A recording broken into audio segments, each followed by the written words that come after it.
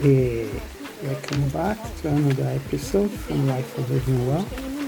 My name is Richard, and the message I have for you is the continuation from the last week. Learn to love the experiences that have shaped you. Part 2. This particular part, I'm only trying to focus on one thing, and for those who want to know more about what life for living well, you can check us out on our website at www.lifeforlivingwell.info. Once again, my name is Richard, and the title I have for you today is Learn to Love the Experiences that have shaped you. Part 2. This continuation from last week. And last week, I talked about why it is important that we use our past experiences as the learning tools for our development.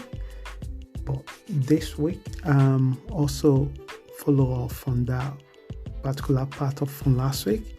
And the question I'm throwing to you and myself is how we need to learn from our past experiences. So we answered the why last week.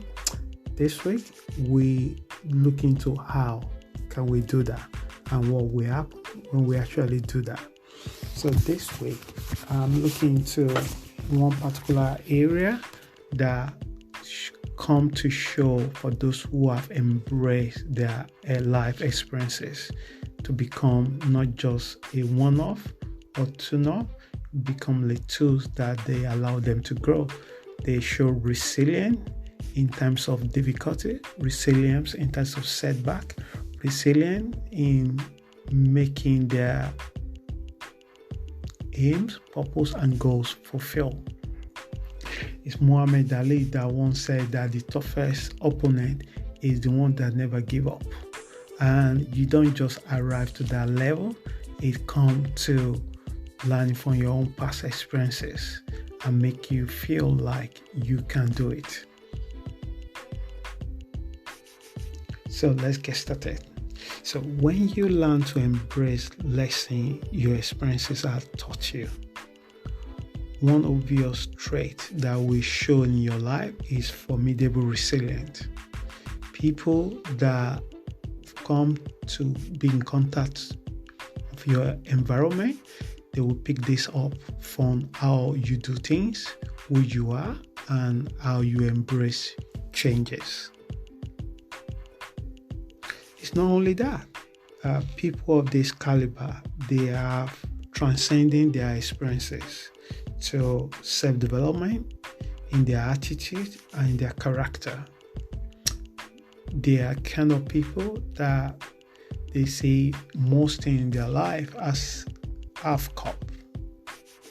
They don't totally say that they are helpless or hopeless, and they don't face with the situation because they know that to every action there's equal and opposite reaction according to Isaac Newton's third law. So in order to get to this stage, you have to be more intentional by beginning to embrace the lesson that's comfortable, the lesson that is very uncomfortable. I remember the first time I have to go to high-level skate ruler, and I have to do the bunch of kids there. The enthusiasm and the energy this kid shows was contagious for me, that when the other older staff, other staff were pushing that somebody should volunteer to be with them because of the safety reason, I put my hand up. And 20 minutes later, I enjoyed the ride, but I didn't enjoy the last 15 minutes after the roller skating stopped because I have a massive headache. But how did my body react to that? And the kids were just having fun. When they showed me the picture of the fun, it wasn't fun to me. I look like in a pain, in a horror. But the reason I was saying this to you, that because these kids having this experience many times, and they have embraced it, that is, they were so sure that whatever happens, it's going to be fine. As older as I am, I wasn't taught like that. It was my first time being there.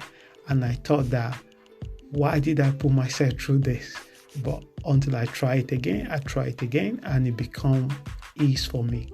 So what I'm saying to you is that life lesson is like you are learning to ride a bicycle. It is not falling is the joy of bicycle. The joy of bicycle is actually riding it. And to riding it, it's all making more fulfilling when you actually embrace your setback and each day you improving for what you are struggling to find the balance. So, my friends, whatever you're doing right now, say to yourself that from now you will use your experience as your learning tools. Nothing will teach you more about everything in life is how you react to a situation. Learn from other people.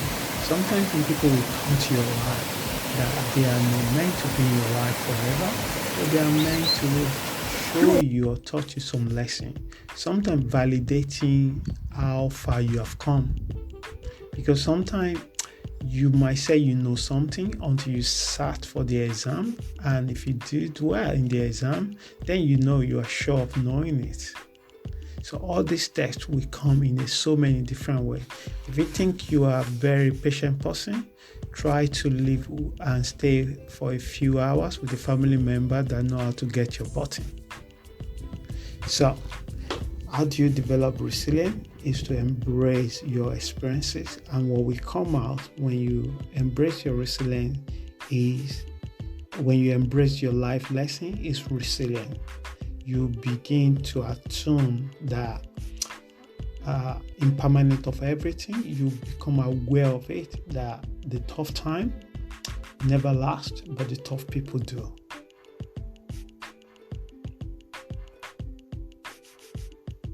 So value the lesson that our pleasant experience teach us. We derive resilience from it. When we learn how to make obstacle in our way become part of our way, then we know we have arrived. When our inner peace are never being disturbed by our outside world, then we know we arrive. So to become part of the way. So think about the professional athletes. One day they learn a lot from their failure, not from their success. They just arrive to the Olympic and just run and win the gold medal. They've tried thousands of try run with their coach, with their running groups. They try trial and trial run, thinking about how can they beat the time that they set for themselves. They learn about their body. They learn about they learn from their setback. Sometimes on the race, unfortunate thing can happen. That's the nature of life. You might start to run and you pull the hamstrings and you couldn't run. You, as a professional athlete, you wanted to just not look into the hamstring. You want to look to what exactly went or happened before that hamstring happened. And then you take that into chest and you use it for the next one. So as I'm bringing this to the end, I'm imploring you that do not run away from your experiences. Do not let your experiences make you become more timid.